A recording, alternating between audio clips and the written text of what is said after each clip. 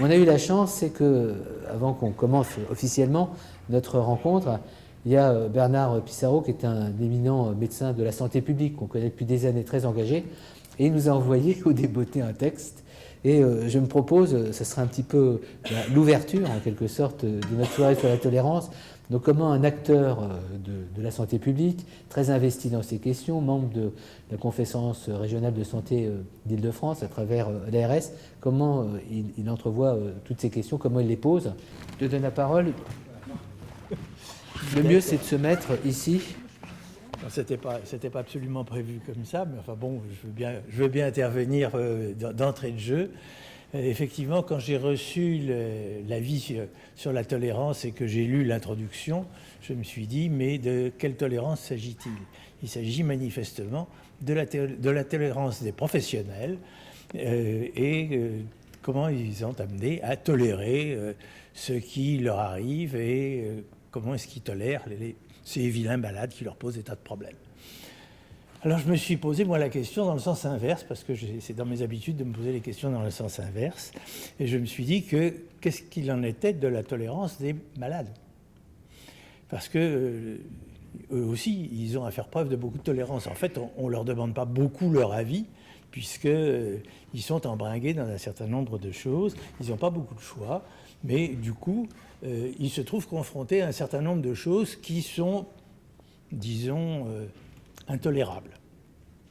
C'est d'ailleurs assez... Je reviendrai tout à l'heure sur le tolérable, tolérant, intolérant, mais il y a un certain nombre de choses qui, dans le domaine du soin, sont intolérables. Alors j'en ai pris quelques-unes en exemple comme ça. On pourrait les varier à l'infini, autour en particulier du champ des inégalités sociales de santé, de ce qu'on commence à appeler aussi les injustices sociales de santé.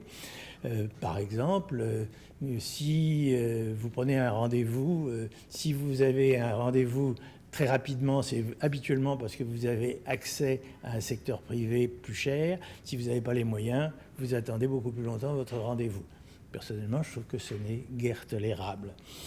De même, dans les consultations, il y a des endroits où on attend très longtemps, même si on a pris rendez-vous. Il y en a d'autres où on n'attend pas. Pourquoi est-ce que dans un certain nombre d'endroits c'est tolérable? Pourquoi est-ce que dans d'autres ça ne l'est pas?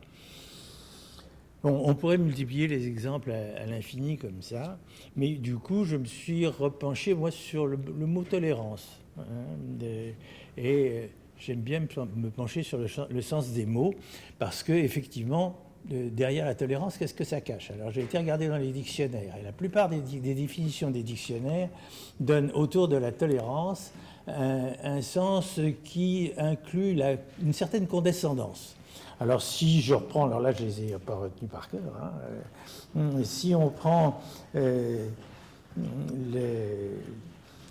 alors c'est la condescendance, l'indulgence, l'acceptation de ce que l'on ne peut pas éviter.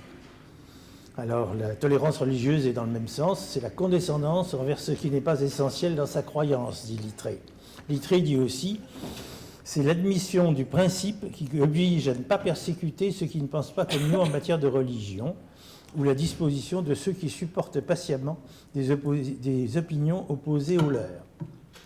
Pour le petit Robert, c'est le fait de tolérer, de ne pas interdire ou exiger alors qu'on le pourrait. Pour le Trésor de la langue française informatisée, qui est une source linguistique que je vous recommande, c'est le fait de tolérer quelque chose, d'admettre avec une certaine passivité, avec condescendance parfois, ce que l'on aurait le pouvoir d'interdire, le droit d'empêcher. Mais c'est aussi l'état d'esprit. Alors là, je tourne ma page.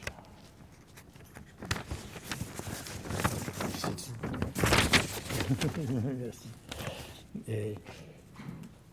Je disais donc, c'est l'état d'esprit de quelqu'un ouvert à autrui et admettant des manières de penser et d'agir différentes des siennes.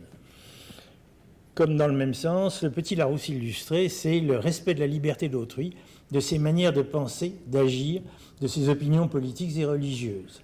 Mais ce sont les seules définitions qui soient aussi ouvertes. Je rappelle que Claudel disait « la tolérance, il y a des maisons pour ça ». C'est un mot qui a été aussi attribué à Clémenceau. Alors, généralement, c'est mal vu d'être intolérant. On dit de quelqu'un qu'il est intolérant, c'est pas bien. Mais il y a aussi des choses qui sont intolérables. Alors pourquoi est-ce que les choses qui sont intolérables, on l'accepte? Quand c'est être intolérant, on ne l'accepte pas. Je pense qu'il y a une réflexion à avoir là-dessus. Et enfin, la dernière question que j'avais, c'est finalement, on est aujourd'hui sur les valeurs. Quelles sont les valeurs qu'il y a derrière la tolérance? Je ne sais pas. Je pense qu'il faudra qu'on y réfléchisse. Je pense que ça pourrait être un des aspects de la discussion d'aujourd'hui. Alors de toute façon, ça me renvoie encore à... il s'agit bien d'explorer la tolérance des professionnels, de nouveau. La tolérance des usagers, elle pas de guerre à discussion, puisqu'ils n'ont pas le choix individuellement. Collectivement, si on développe un peu la démocratie sanitaire, on en parle en ce moment, ils auront peut-être un peu plus leur mot à dire, mais ce n'est pas sûr. Au bout du compte, on pourrait retourner la dernière phrase de la présentation.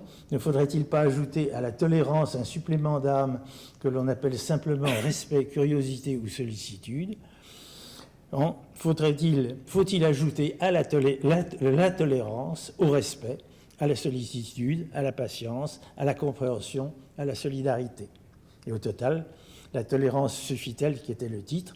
Moi, j'aurais tendance à lui substituer. Faut-il de la tolérance et de la part de qui?